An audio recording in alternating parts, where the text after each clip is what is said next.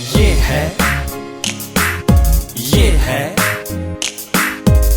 है rising city, ये है राइजिंग सिटी। नाम है इसका जोधपुर, जोधपुर, जोधपुर, जोधपुर। हर बात निराली यहाँ, लोग निराले यहाँ। हर बात निराली यहाँ, लोग निराले यहाँ।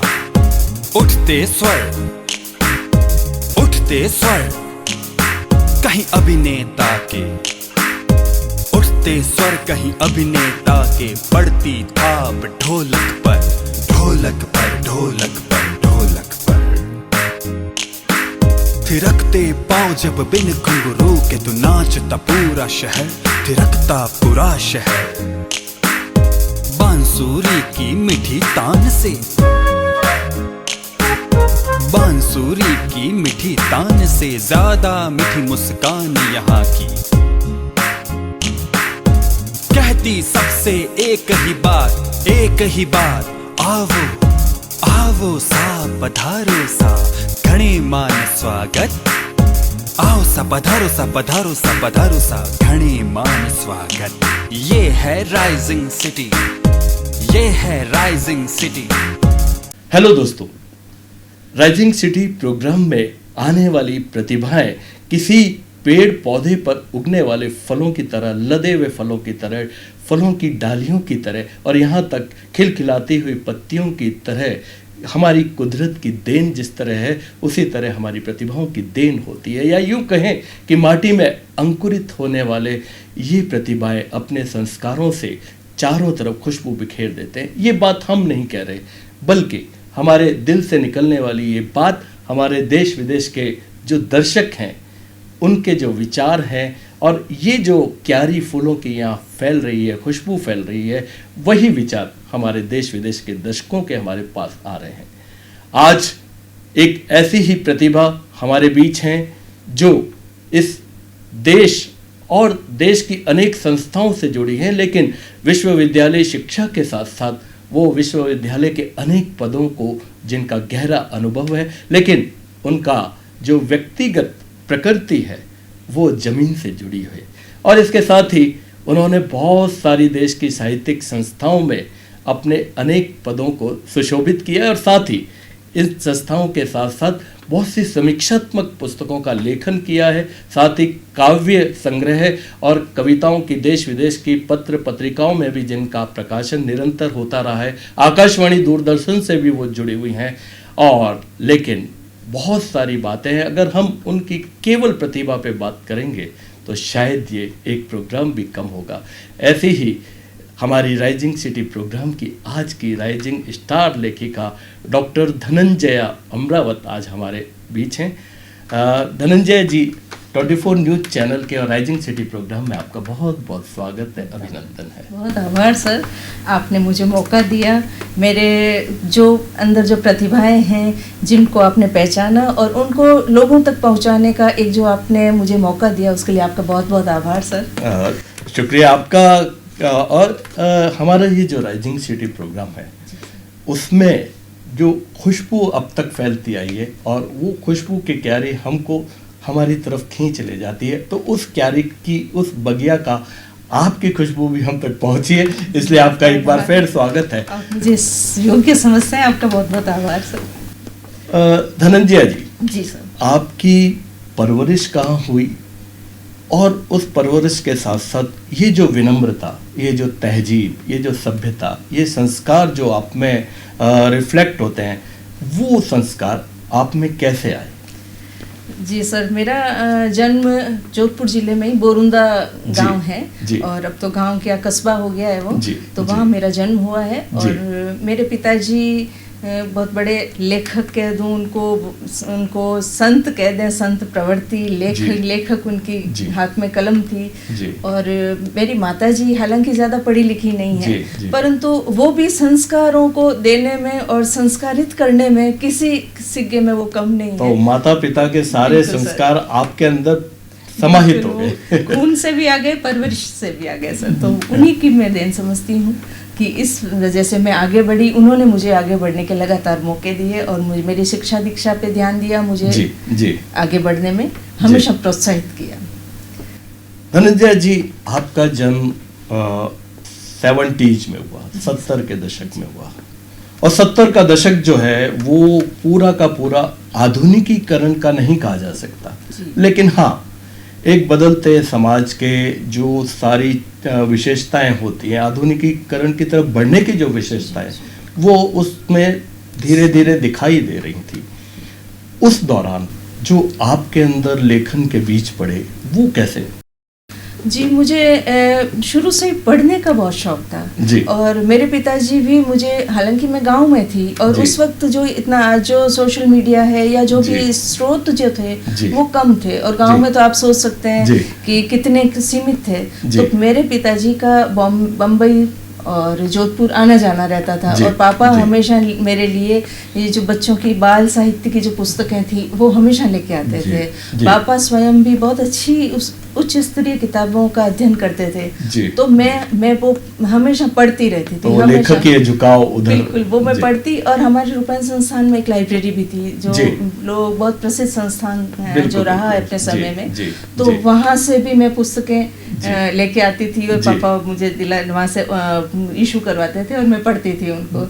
इवन जब मैं स्कूल में फर्स्ट आती थी तो मुझे वहाँ से पुरस्कार के रूप में भी पुस्तकें मिलती थी, क्योंकि उनको पता था इसको पढ़ने का बहुत शौक है। तो मैं शुरू से ही, मेरा पढ़ने का बहुत शौक था, और जो पढ़ने का था उससे मेरे को, मुझे लगता है मेरी वोकैबुलरी भी अच्छी हो गई, और एक निरंतर वो जो आगे, जब मैं विद्यालय अपने 6th के बाद जब मैं बड़ी स्कूल्स के लिए आगे हॉस्टल में गई, जो आवासीय छात्रावास था, वहाँ भी हमारी बहुत अच्छी लाइब्रेरी थी और वहाँ मैं खूब बुक्स पढ़ती थी। और ये जो मैं राजस्थानी साहित्य में जो कुछ भी मेरी शब्द संपदा है, बातारी फुलवाड़ी के जो भाग हैं, वो सारे भाग मैंने वहाँ विद्यावाड़ी में, मेरी जो स्कूल थी वहाँ की लाइब्रेरी में सारे पढ़ लिए थे। तो मुझे आज कई बार लगता है कि ऐसे ऐसे शब्द मेरे, जब मैं लिखने बैठती हूँ तो आते हैं, तो वो कहीं न कहीं उन्हीं शब्दों का, वो शब्द वहीं उसी भंडार से मैंने प्राप्त किए हैं। चलिए, तो आपकी स्कूलिंग इतनी बढ़िया हुई, स्कूली शिक्षा इतनी बढ़िया हुई, तो आपकी एक शिक्षिका हमारे साथ जुड़ गई हैं,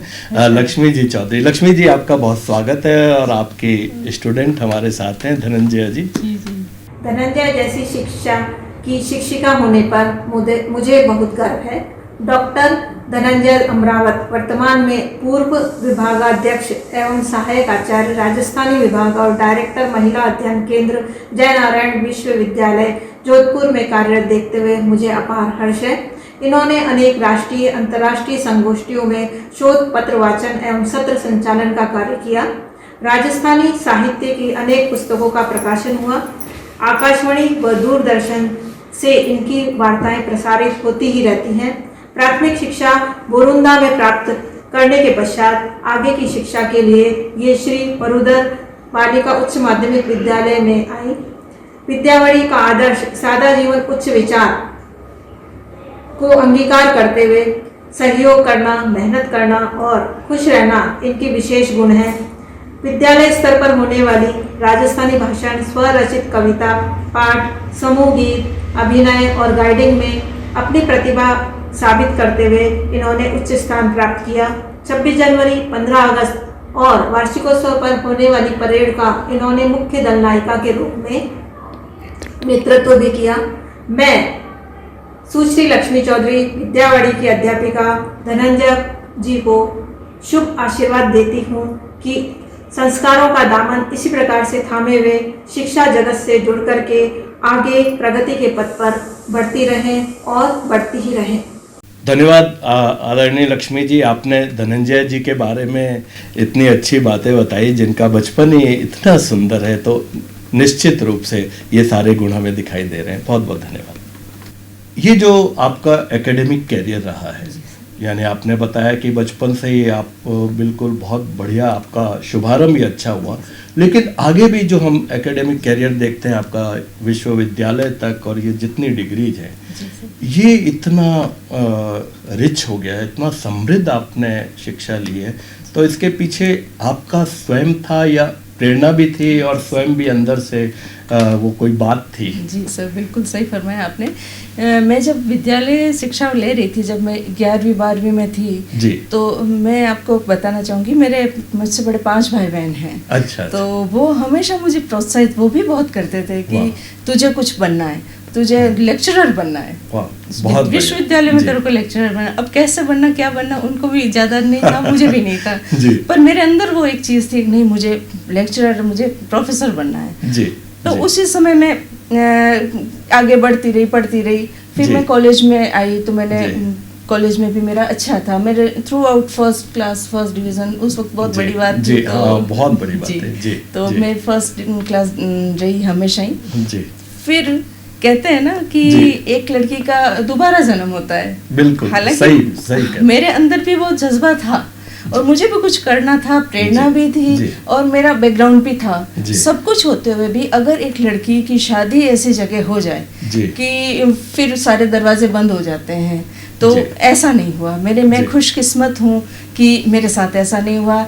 जहाँ मेरी शादी हुई, मेरे ससुर जी प्रोफेसर सोमदान जी चांद साहब ने हमेशा मुझे मौके दिए, हमेशा मुझे आगे बढ़ने के मौके दिए, कभी मुझे रसोई के कामों में बांध के नहीं रखा। तो व्यक्तित्व भी महान है और मेरे तो बहुत आदर्श गुरु हैं वो। बिल्कुल आभार आपका। तो उन्होंने मुझे हमेशा, हालांकि कई बार ऐसा होता है कि हम भी सोचते हैं कि पढ़ना भी पड़ेगा, हालांकि घर का भी जिम्मेदारियां तो थी तो पर मुझे लगता था मेरे फार्म नहीं भरे, मेरे को नहीं करवाए, बढ़िया है मैं बच जाऊं।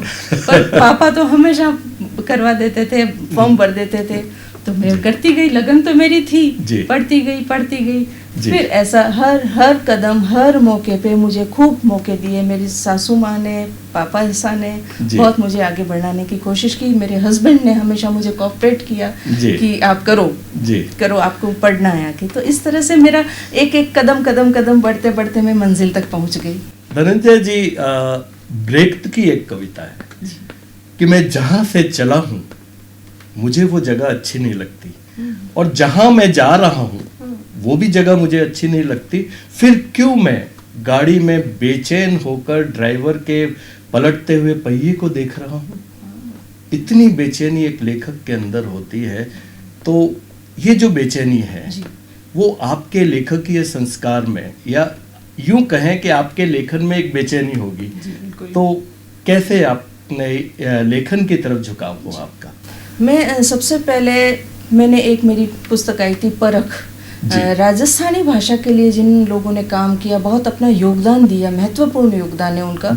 उन 11 प्रबुद्ध जो लेखक हैं, जो विद्वान थे, कवि हैं, उनके ऊपर आधारित एक मेरी किताब, हालांकि पापा की, सोमदान जी चांद साहब की और मेरी, वो हम सह लेखन में है, मेरी अकेली की नहीं है, पर उसमें मैंने कहा वो लेख लिखे, निबंध पहला मेरा वही था, निबंधात्मक लेख लिखे। यूं यूनिवर्सिटी के लिए जो कोटा ओपन यूनिवर्सिटी है, वहाँ हम वो एकेडमिक था, लिखे उसमें यूनिट्स लिखे थे, पर ये जो लेखन तो था, साहित्यिक जो काम था, ये सबसे पहले परख के द्वारा आया। उसके बाद साहित्य अकेडमी दिल्ली ने, जो सेंट्रल जो अपनी अकेडमी है, उन्होंने मुझे एक विनिबंध कहते हैं जिसको हम मोनोग्राफ, वो लिखने के लिए मुझे असाइन किया। तो सबसे पहला मेरा जो खुद का जो सेल्फ था, वो सबसे पहले आया रेवत दान जी चांद साहब के ऊपर। तो उनको लिखना, उनको पढ़ना और अच्छे से, एक विद्यार्थी के रूप में हम पढ़ते हैं, एक हम जब होता है कि नहीं मुझे इनको लोगों तक पहुंचाना, एक अलग दृष्टि मिलती है। तो बहुत गहराई से उनको पढ़ा, बहुत जाना, उनको समझा, और वो बात मैंने कोशिश की जो रेवतदान जी चारण का मोनोग्राफ है उसके माध्यम से लोगों तक उनको पहुंचाने। लेकिन जो आपका लेखन है उसमें ये देखा जा रहा है कि समीक्षात्मक लेखन की तरफ ज्यादा झुकाव है, या आपका जो, जिसके बारे में हम आगे भी बात करने वाले हैं, आपकी कविताओं की तरफ, तो आपको खुद को क्या प्रिय है, समीक्षात्मक या दोनों पैरेलल चलते हैं?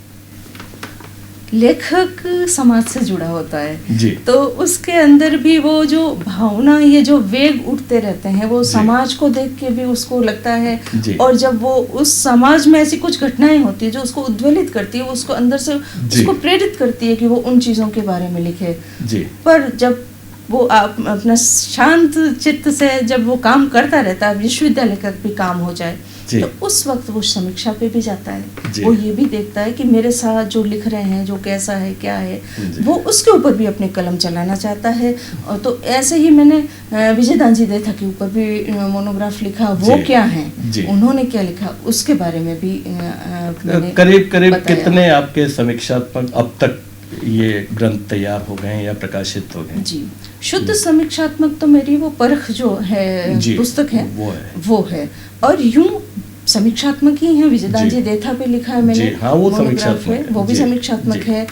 रेवत दांजी चरण साहब पे लिखा है। अभी लेटेस्ट पुस्तक प्रकाशित होके आई है, वो भी केंद्रीय साहित्य अकेडमी से ही है, समान बाई अलवर की एक कवियत्री हैं बहुत बड़ी, जिनको हम मत्स्य की मीरा भी कहते हैं जी। अपनी मीरा मेड़ता वाले थे, हाँ। तो मत्स्य जो नगरी है वहाँ की जो मीरा जिनको कहते हैं समान बाई, उनकी समीक्षात्मक मैंने जानकारी भी पहुँचाने की कोशिश की है। बहुत बढ़िया जी सर। आपने मीरा की चर्चा की जी, तो मीरा के एक विद्वान हमारे साथ जुड़े हैं जो विश्वविद्यालय के आपके राजस्थानी विभाग के पूर्व अध्यक्ष भी रहे, बहुत बड़े राजस्थानी के विद्वान हैं।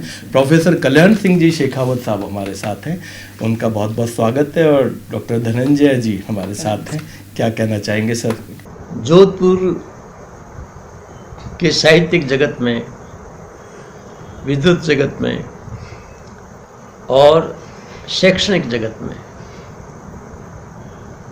कुछ शिक्षकों ने, कुछ शोधार्थियों ने, कुछ हमारे विद्यार्थियों ने नाम कमाया है। ऐसे यशस्वी नामों में से एक नाम है प्रोफेसर डॉक्टर धनंजय अमरावत, जो मेरे विद्यार्थी हैं, जिन्होंने राजस्थानी विषय में सबसे लोकप्रिय उस युग के सत्यप्रकाश जोशी की साधना पर, उनके काव्य पर, उनके लेखन पर पीएचडी का कार्य किया था, जो उत्कृष्ट श्रेणी का माना जाता है। उसकी चर्चा भी हुई, वो प्रकाशित भी हुआ। आपसे पहले भी सत्यप्रकाश जोशी पर चर्चा हुई है, लेखन भी हुआ है, कुछ पुस्तकें भी आई, लेकिन पीएचडी का कार्य आपने ही किया और आपके बाद भी अभी तक कोई कार्य नहीं हुआ। इसके लिए मैं आपको आपके कठोर परिश्रम के लिए, साधना के लिए बहुत बहुत बधाई देता हूँ, आपको धन्यवाद देता हूँ। आप मूलतः प्रतिभा संपन्न विद्यार्थी, शोधार्थी हैं। आपने हमेशा से एमए प्रथम स्थान, प्रथम श्रेणी, 2 स्वर्ण पदक प्राप्त किए। ये उनकी प्रतिभा का परिचय रहा है। हिंदी और राजस्थानी दोनों ही विषयों में आपने नेट उत्तीर्ण किया और उससे आगे बढ़कर सत्यप्रकाश जोशी पर शोध कार्य किया राजस्थानी। लेकिन हिंदी के विषय को लेकर भी आपने, जो हमारे प्रोफेसर किशोरीलाल जी हैं, उनके निर्देशन में राजस्थानी लोक साहित्य में निरूपित दलित चेतना पर दूसरा शोध कार्य किया। इस तरह से आपने अपने अनुसंधान से हिंदी और राजस्थानी दोनों भाषाओं ने भी योगदान दिया, उन्हें शोध के क्षेत्र में मूल्यवान रचनाएं भेंट की। शिक्षिका बनने के बाद आपने सन 2017 से लेकर 2020 तक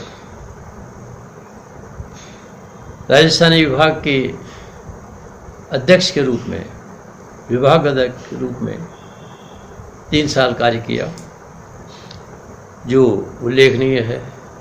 इन सब के लिए मैं आपको बधाई देता हूँ और ये उम्मीद करता हूँ कि आपका ये लेखन भविष्य में निरंतर चलता रहेगा। अनुसंधान कभी बंद नहीं होना चाहिए। इसी तरह से आपका भविष्य उज्जवल है और मैं आपके उज्जवल भविष्य की मंगल कामना करता हूँ। बहुत बहुत शुक्रिया डॉक्टर साहब आपका कि आपने राजस्थानी में एक राजस्थानी की विद्वान के बारे में इतनी बातें हमें बताई। बहुत बहुत शुक्रिया। धनंजय जी, आपने पढ़ाया भी बहुत है बच्चों को, राजस्थानी में भी पढ़ाया है और इसके साथ साथ आपने बहुत से अपने पद भी संभाले हैं विश्वविद्यालय के। और उसके साथ ही ये जब आप विश्वविद्यालय पद संभालते हैं, बच्चों को भी पढ़ाते हैं, लेखन भी साथ चलता है और जैसा कि घर गृहस्थी भी आपके साथ चलती है, ये सब है, तो कैसे एक सामंजस्य बैठ पाता है कि आप पढ़ भी लें, अच्छा लिख भी लें और अपने पदों को भी अच्छी तरह संभाल लें? जी सर, वाकई ये बहुत सारी ये बातें बड़ी चैलेंजिंग है। हाँ, ये चैलेंज लेना मुझे शुरू से अच्छा लगता है। जी। तो मैं कर लेती हूँ सर, हो जाता है। कुछ घर में सहयोग मिल जाता है, जहाँ हम कार्य क्षेत्र में जाते हैं वहाँ भी सहयोग मिल जाता है। धनंजय जी, ये बात, हालांकि ये एक लेखक से जुड़ा हुआ नहीं है प्रश्न, फिर भी जो कि आपने लेखन किया है, जो टेक्स्ट बुक के लिए भी आपने काफ़ी सहयोग दिया है विश्वविद्यालय और हो सकता है स्कूल्स में भी शिक्षा की जो टेक्स्ट बुक्स हैं उन पे आपने काम किया है। अक्सर उसमें एक आरोप लगता है जो टेक्स्ट बुक पे काम करते हैं कि कुछ फैक्ट्स, चाहे महापुरुषों के हों या ऐतिहासिक हों, या उनको अवॉइड करते हुए हम टेक्स्ट बुक का निर्धारण करते हैं, तो क्या ये सच है? देखिए सर, हमारा काम साहित्य का है और साहित्य कभी फैक्ट्स छुपाता नहीं है, और स्पेशली लोक साहित्य। लोक तो वो है जो सब कुछ छुपा है इतिहास में, पर लोक के सामने वो सब स्पष्ट है। लोक उसको सब बता देता है, कोई लोक में कुछ भी छुपा नहीं है। तो मैंने लोक साहित्य के लिए यूनिट्स लिखे हैं, कोटा ओपन यूनिवर्सिटी में भी लिखा और वर्धा जो महाराष्ट्र की ओपन यूनिवर्सिटी, वर्धा विश्वविद्यालय, अंतर्राष्ट्रीय विश्वविद्यालय हिंदी का, तो उसके लिए भी मैंने लोक साहित्य के चैप्टर्स लिखे हैं। तो मुझे लगता है कि जो स्पष्ट जो बात है वो लोक साहित्य ही कहता है, और खुशकिस्मती है मेरी कि मैं लोक साहित्य का काम कर रही हूँ। चलिए, बहुत बहुत बधाई आपको। और लेकिन अब हम चलते हैं एक ऐसे क्षेत्र की तरफ जिसे कविता का संसार कहते हैं। और कविता, धनंजय जी, मेरा ये मानना है कि कविता एक अदृश्य संसार की तरफ ले जाती है, जहाँ पे कल्पना भी है, जहाँ पर प्रतिमान भी है, जहाँ पर रहस्य भी है, रोमांच भी है, बहुत सारी चीज़ें एक साथ आ जाती हैं। और कविता को मेरे हिसाब से उसको बांधा नहीं जा सकता, चाहे वो एक पद हो या पूरा का पूरा महाकाव्य हो, यानी एक बूंद से महासागर बनने तक कविता कविता रहती है। तो आपके कविता संसार के बारे में हम सुनना चाहेंगे कि कैसे कविता की तरफ आपका रुझान हुआ, क्योंकि आप शायद राजस्थानी और हिंदी दोनों लिख रही हैं। जी सर, मैं राजस्थानी में ही लिख रही हूँ, और हिंदी में तो मेरे शोध पत्र हैं, कुछ हिंदी भाषा है पर बात राजस्थानी की है उसमें। तो कविताओं का तो रुझान मैं कहूँ शायद मेरे अंदर ही था। मेरे पिताजी की भी अभी जो मैंने संपादित करके 3 पुस्तकें अभी सितंबर में मैंने उनको विमोचन करवाया था। तो मुझे ऐसा ही लगता है शायद मेरे अंदर पापा से ही, पिताजी से ही बहुत सारी चीजें। तो आपने पिताजी के समय से थोड़ा थोड़ा लिखना शुरू किया या अभी बाद में आके लिखा है? नहीं, मैं लिखना ऐसे सीरियसली तो ऐसे लिखा नहीं। एक प्रतियोगिता थी हमारे स्कूल में कि उसमें एक हमको अर्धाली दे दी थी। हमारे हिंदी के जो टीचर थे विद्यावाड़ी में, वो गणपति चंद्र जी भंडारी साहब थे, जो बहुत बड़े खुद साहित्यकार थे। बहुत अच्छे तो उनके मार्गदर्शन में उन्होंने हमको एक बार एक अर्धाली दे दी कि हम उनके गुण गाएंगे, अब बच्चों बनाओ, चलो इस पे कविता बनाओ। तो मैंने भी बनाई उस पे। तो वो मेरी कविता वहाँ फर्स्ट आई। सब काफी बच्चे थे उसमें प्रतियोगिता में, तो मुझे लगता है शायद मेरी पहली प्रतियोगिता वही थी कविता। और वो याद है आपको अपनी कविता पहली? 1-2 लाइन याद। हाँ, बहुत 1-2 लाइन जरूर सुनाइए। जो होंगे जो देश पे कुर्बान, हम उनके गुण गाएंगे, और ऐसे ही ऐसे जो जो श्रेष्ठ कार्य करेंगे हम उनके गुण गाएंगे। लास्ट में फिर वो नहीं, एक बाल मन में ये बहुत बड़ी बात है। वो देशभक्ति पे लिखा था मैंने जी। फिर उसके बाद मैंने कविताएं, मुझे ऐसा लगता था मेरी जो पिताजी की कविताएं हैं वो पहले सामने आनी चाहिए, तो मैंने अपने आप को रोक रखा था। अब पापा की किताबें मेरे सौभाग्य से हो गई, आ गई, जितना भी साहित्य संस्कार था उनका। अब मैं लिखने लगी हूँ। एक दो पहले वैसे लिखी थी, पर अब मैं थोड़ा सीरियसली इस काम में लगी हूँ, और मेरे ऊपर माँ सरस्वती की मुझे कृपा है कि मैं काफ़ी संवेदनाओं को मैं उजागर करने में थोड़ी बहुत सफल हो पा रही हूँ। अभी पिछले दिनों ही एक ताज़ा अभी समाज में कुछ ऐसी घटनाएं घटी कि बच्चियों के साथ कुछ ठीक नहीं हो रहा है। एक के बाद एक 3-4 बच्चियों के साथ दहेज को लेकर इस तरह की दुर्घटनाएं कह सकते हैं हम। तो उसको लेके भी मैंने लिखा है, और उसके और भी बहुत सारी मैंने रचनाएं। तो चलिए सुन लेते हैं, बड़े आराम से आप सुनाइए, हमारे दर्शक तो सुनना चाहते हैं। जैसा मैंने बोला अभी, जो बच्चियों को लेकर जो समाज में सही नहीं हो रहा है, या जो अत्याचार उन पे हो रहे हैं, जो मर रही हैं बच्चियां, अत्याचार छोड़िए, अब तो मौत के घाट उतार रहे हैं लोग। तो उस पे मैंने एक माँ के मन की स्थिति क्या है, ये होली से थोड़े दिनों पहले की बात है, 3-4 बच्चियां चली गई, तो मेरे मन में आया अब उन बच्चियों की माओं के मन की स्थिति क्या होगी, उसको लेकर मैंने ये कविता लिखी। रूपाली घिणगोर राजस्थानी में है। मारी जीवरी जड़ी मारी रूपाली घिणगोर, मारे काळजियारी कोर, एकड़ तो आजे पाछी आंगणे। वो वही मृत्यु हो गई उनकी, तो वो तो कब आएगी बेचारी। तो एकड़ तो आजे पाछी आंगणे, आसी आसी ये धीवड़ली म्हारी रंगा रो तीवार, गोर पूजन रो तीवार, कीकड़ तो पालू ए कोडीली थारी याद ने। कीकड़ तो बिसराऊं थारा मेहंदी राचिया हाथ, थारो सुरंगो श्रृंगार, साथे साथणियारो साथ, मोड़ी पड़गी ये जीवन री गहरी हूस। जो हूस है वही मोड़ी पड़गी, मोड़ी पड़गी ये जीवन री गहरी हूस, बदरंग तो होगी ये म्हारी होलियां। मारी जीवरी जड़ी एकड़ तो पाछी आजे आंगणे। आसी आसी ए धीवड़ली म्हारी तीजा राती मार, हिंडा हिंडण राती मार, किणरे तो सांधुला सातु सोवणा। किणरे तो मोलाऊं झीणा लेरिया, मारा बागारी किलोड़, मारा मन री हिलोर, मक्सा पड़गा ए मारडरा जाजा कोड, कुण तो करेला थारी होड, एकड़ तो आजे पाछी आंगणे। वाह, क्या बात।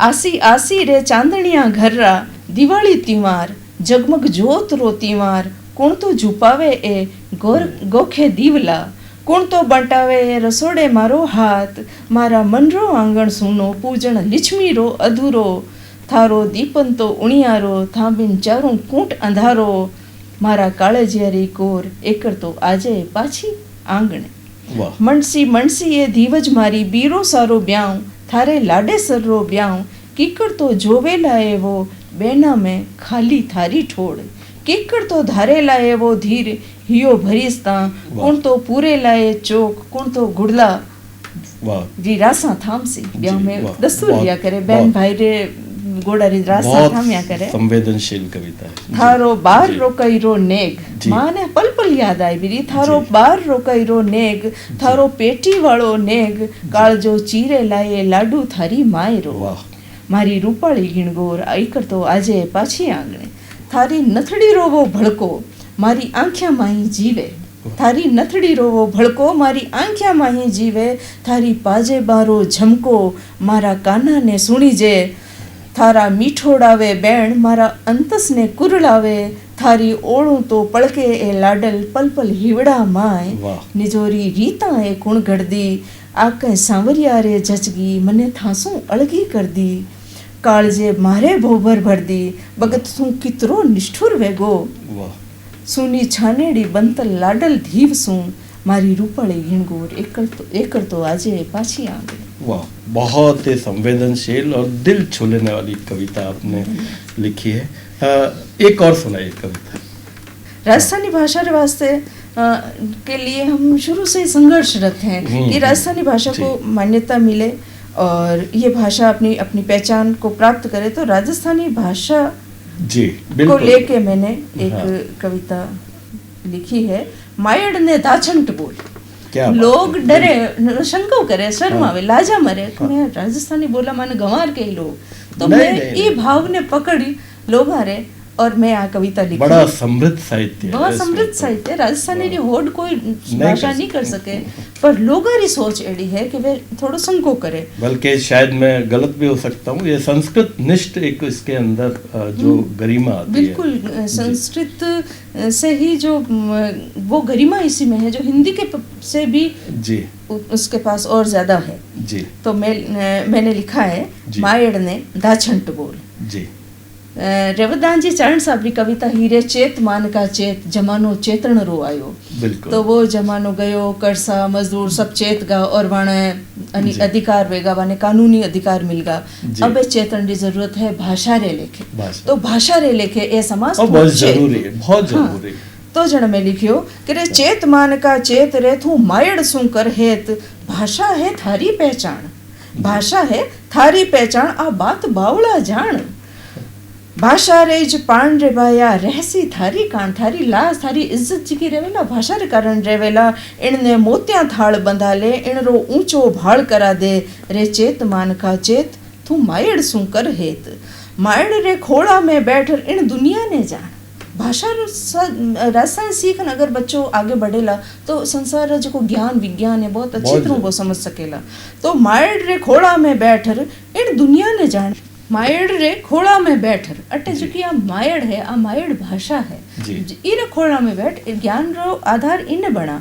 तो मायड़ रे खोड़ा में बैठर इन दुनिया ने जान। सहज ज्ञान री आ है बंदा सहसो मोटी खान।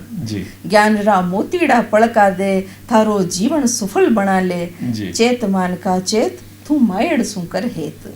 गीता बाता रे ओळावे, संस्कारा री सीरा खोल। गमतोड़ी रीता नीता ने इन भाषा रे ओटे सोद। गुटियोड़ी मुड़का ने पाखा दे, थारा अंतस ने सरसार ले। रे चेत मान का चेत तू मायड़ सु कर हेत। वाह क्या बात है। मीरा दादू जिण में परसे मिनखा हंदा मरमा ने। मीरा दादू जिण में परसे मिनखा हंदा मरमा ने। जांभो दरियाव भोड़ो भाखे, सत असतरा धर्मा कर्मा ने। बुझतोड़ा सतरी जोत जगा दे, चांदना मार्ग में। एक कविता लिखी समय आजकल जो समाज में आजकल जो समाज में ये हम मूल्यों को खोते जा रहे हैं, हम हमारी संवेदनाओं को खोते जा रहे हैं। यहाँ स्थितियाँ आ गई है कि माता पिता को हम वृद्धाश्रम की सीढ़ियाँ चढ़ा देते हैं। इससे ज्यादा हम सोच नहीं क्या विषय। हाँ, तो उसको लेके भी मैंने एक लिखी कविता मारी पीड़। माँ ने कई पीड़ा है जिन टाइम बेटो भी वृद्धाश्रम छोड़न जा रहे तो बकेरो था नहीं है, उसका कोई था नहीं लगा सकते। तो माँ की पीड़, माँ री पीड़। थू कहीं जाने कितना सुपना थारे सारू मैं देखा। थू कहीं जाने थारे सारू कितना सुपना मैं देखा। और वहाँ सुपना ने सारण सारू कितना पापड़ में बेलिया। थू सोयो तो मैं सोई ही, थू जाग्यो तो मैं जागी ही। थू रोयो तो मैं कड़पी ही, और थू हंसियो तो मैं हरखी ही। थने बद तो देख रे बेटा मैं खुद ने बदती देखी। और थने ओट दी आंचल री और ऊनी बायरी मैं झेली। जद थू हंसियो धरणी री से बेला फूला लदगी ही। जद थू रोयो तो धरणी री लूठी चकरी भमगी ही। थू सूतो तो जाने सगला जीव जगत निष्प्राण विया। और थारे जाग्या ए लाडेसर पल पल उच्छब मारे आंगण आन बसिया। पल पल थारो मुंडो जोयो, पल पल थारो मुंडो जोयो। पल पल निजर उतारी ही, जीवन री से खुशियां मौजा में थारे माथे वारी ही। मारे आंगण थारो आणो में जान ईश्वरो मोटी जान। मैं मारो भाग सरायो हो, पण आज चढ़न था थारे साथे। अब टर्न है ये कविता रो। पण आज चढ़नता थारे साथे वृद्धाश्रम री पेड़ियां। हियो भर भर आवे बेटा, जद मैं सोचूं दो पीड़ावां पर। जद मैं सोचूं दो पीड़ावां पर, एक थू दीनी जन्मती वेड़ा और एक थू दीनी आज है। एक थू दीनी जन्मती वेड़ा और एक थू दीनी आज है। पण प्रसव पीड़ भी मोड़ी लागे इन रे सामी, जकी थू दीनी आज है। पण प्रसव पीड़ भी मोड़ी लागी इन रे सामी, जकी थू दीनी आज है। प्रसव पीड़ सु थू मिलियो हो, प्रसव पीड़ सु थू मिलियो हो आ पीड़ा थने खोसियो मासू आ पीड़ा थने खोसियो मासू हाँ लाडे सर मारे सारू हाँ लाडे सर मारे सारू वा पीड़ जीवन संदेशो ही आ पीड़ मौत पैगाम है मारे सारू वा पीड़ा जीवन संदेशो ही आ पीड़ मौत पैगाम है। क्या बात है धनंजय जी, इतनी समृद्ध कविताएं आपने इतने कम समय में उकेरी हैं इस कागज पे कलम से।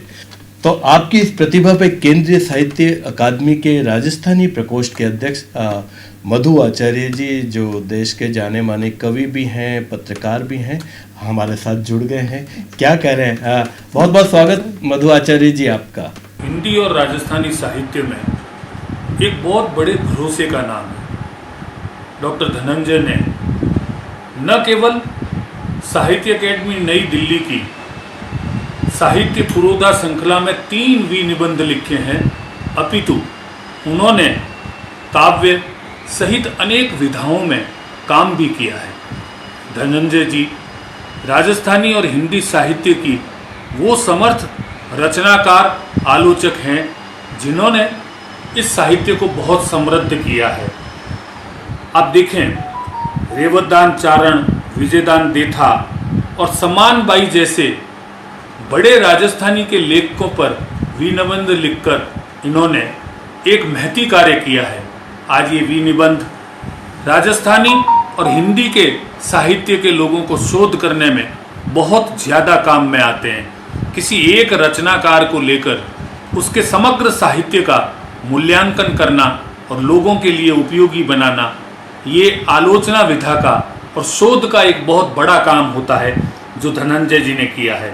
धनंजय जी खुद उन्होंने एक बहुत ही महती विषय पर पीएचडी की है। ये पीएचडी आमतौर पर लोग साधारण से विषय लेकर कर लेते हैं, लेकिन डॉक्टर धनंजय ने आधुनिक राजस्थानी साहित्य में सत्यप्रकाश जोशी के योगदान पर अपनी पीएचडी की। सत्यप्रकाश जोशी प्रगतिशील स्वर के कवि थे। सत्यप्रकाश जी ने न केवल राजस्थानी और हिंदी की कविता को धारा को बदलने का काम किया, अपितु उन्होंने जन तक कविता को पहुंचाया।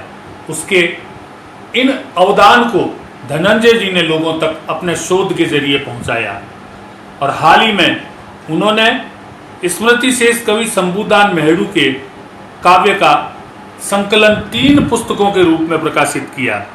डींगरा डींगरा व सगत राजस्थानी काव्य संग्रह थे, जबकि जिंदगी ढूंढती है हिंदी काव्य संग्रह था।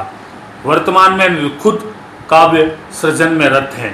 दरअसल कहा जाता है कि साहित्य सत्य का अन्वेषण होता है और उस सत्य के अन्वेषण को बिना संवेदना के कोई भी कवि या कोई भी रचनाकार नहीं पा सकता।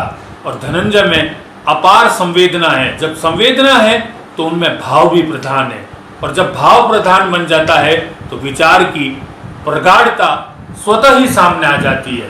धनंजय जी राजस्थान की उन रचनाकारों में से हैं जिन्होंने हिंदी और राजस्थानी साहित्य को बहुत बड़ा योगदान दिया है। धन्यवाद सर, बहुत बहुत आभार सर आपका। आपने मुझे समझा और उस चीज़ को इतने अच्छे से आपने बताया। बहुत बहुत आभार सर, आपका आशीर्वाद बना रहे। धनंजय जी, आपका कविताओं का संसार इतना समृद्ध होता जा रहा है और आपने तो पूरा दर्द ही अपनी कविताओं में समेटा है, तो क्या कोई इसका प्रकाशन करने की और आपका रुझान है? जी सर, अभी मेरा ये अगली किताब जो होगी वो मेरी कविताओं पे ही आएगी, तो बहुत जल्द मैं कोशिश कर रही हूँ कि वो किताब सब तक पहुँचे। जी बिल्कुल, आपकी शुभकामनाएं रहेगी सर। बिल्कुल, हमारी शुभकामनाएं, हमारे दर्शकों की शुभकामनाएं आपके साथ है। और कविताओं के अलावा आपका जो लेखन है वो और किस क्रिएटिविटी की तरफ है? जैसे कथाएं हैं, समीक्षा और कविता तो आपका एक है पार्ट।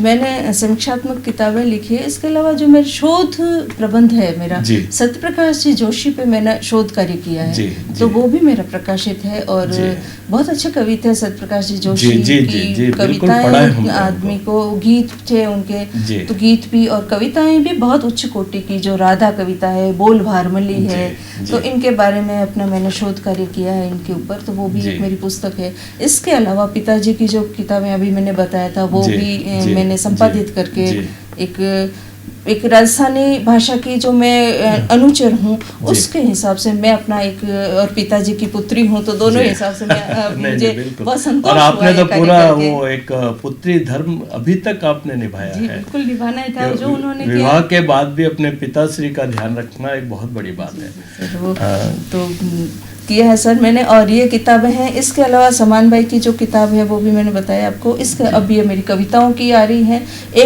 एक दो और प्रोजेक्ट हैं सर, वो जब हो आप कथा भी लिखती हैं, कहानी भी लिखती हैं? नहीं सर, कथा कहानी तो नहीं, हाँ, हाँ उपन्यास की एक योजना, वो उसी का एक वो विस्तार है। उसका मुझे एक मेरा एक है प्लानिंग है।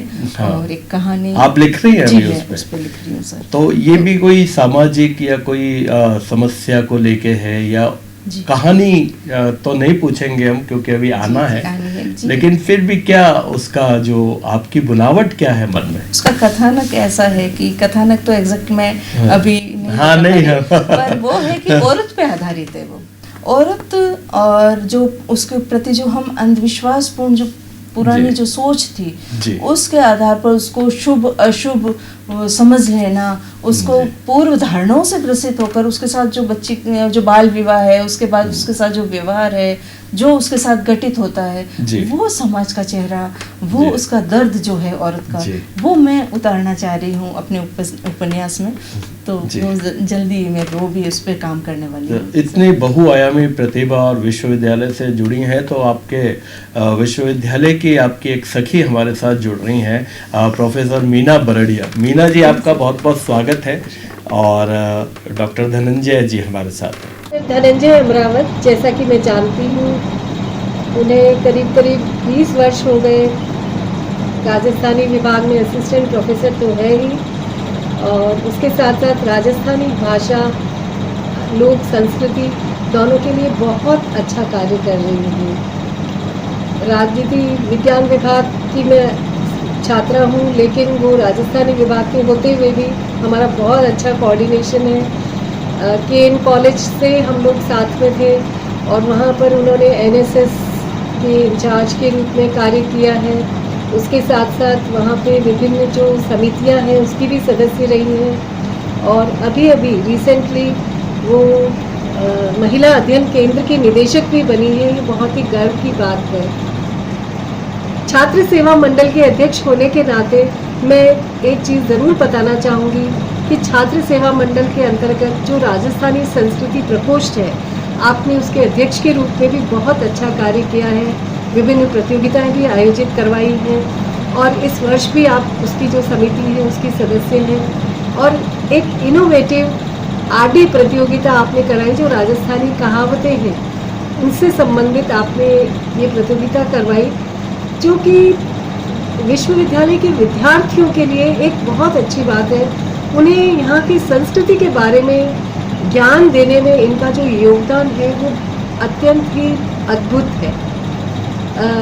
धनंजय अमरावत जो है वो कई जगहों पर मेरे साथ में काम कर चुकी हैं, और उनके उज्जवल भविष्य के लिए मैं बहुत सुंदर कामनाएं करती हूँ, मंगल कामनाएं करती हूँ।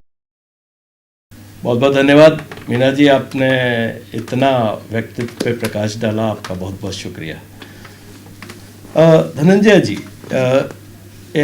आपका आखिर लक्ष्य क्या है, आपकी मंजिल क्या है, और या अगर मैं एक ही शब्द में पूछूं तो आपका सपना क्या है लेखन पे आगे बढ़ने का? जी, मैं सोचती हूँ कि जो समाज है उसने हमें बहुत कुछ दिया है, और हम गीता के जो गीता का पाठ है उसमें भी स्वयं कृष्ण भगवान ने कहा है कि समाज को आपने बहुत कुछ दिया, और आपने समाज को क्या दिया है।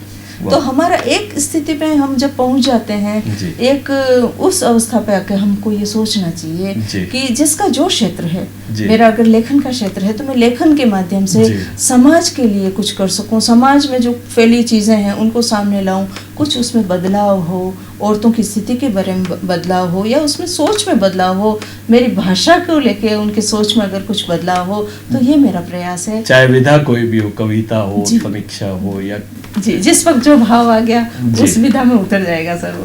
तो मेरा प्रयास यही रहेगा कि मुझे इस समाज को कुछ देना है। अगर मैं इसमें सफल होती हूँ तो मैं अपना लक्ष्य की प्राप्ति समझूंगी सर इसको। तो ये सारा जो आपके जीवन में इतना बड़ा कैनवास होते हुए भी आपने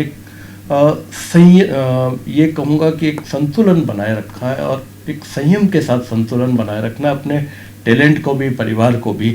तो उन लड़कियों के लिए जो आना चाहती हैं, आगे बढ़ना चाहती हैं, लेखन में बढ़ना चाहती हैं या और भी किसी भी क्षेत्र में, उनके लिए आप क्या कहना चाहेंगे? आपका क्या संदेश है हमारी उन बालिकाओं के लिए? बालिकाएं ये समझें कि आपके अंदर अथाह शक्ति है। जी। औरत मैं समझती हूँ, औरत में जितनी शक्ति है वो पुरुष में नहीं है, पर औरत अपनी शक्ति को पहचानती नहीं है।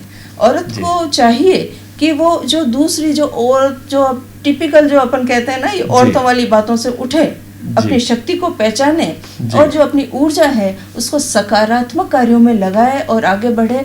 तो औरत को की जो सामर्थ्य है वह बहुत बहुत ऊंची है। तो ये बस पहचानने की कमी है कि अपनी शक्ति को, सामर्थ्य को वो पहचाने और उस अनुसार व्यवहार करे और या कुछ प्रदेय दे समाज को। ये मैं चाहती हूँ, तो अपनी शक्ति को पहचाने। बहुत बढ़िया संदेश आपने दिया है बालिकाओं के लिए। डॉक्टर धनंजय जी, आप आज हमारे इस राइजिंग सिटी प्रोग्राम में आई एक राइजिंग स्टार लेखिका के रूप में, और इतनी बातें बहुत सहजता, सरलता से आपने हमारे दर्शकों को बताई, और मैं समझता हूँ कि आपकी इन बातों से ज़रूर बहुत चीज़ों को बल मिलेगा। बहुत बहुत शुक्रिया आपका, बहुत बहुत धन्यवाद। बहुत आभार सर आपका, आपने मुझे बुलाया, मेरी बात रखने का मौका मुझे दिया, आपका बहुत बहुत आभार। मान स्वागत, आओ सा पधारो सा, पधारो सा, पधारो सा, घणे मान स्वागत। ये है राइजिंग सिटी, ये है राइजिंग सिटी।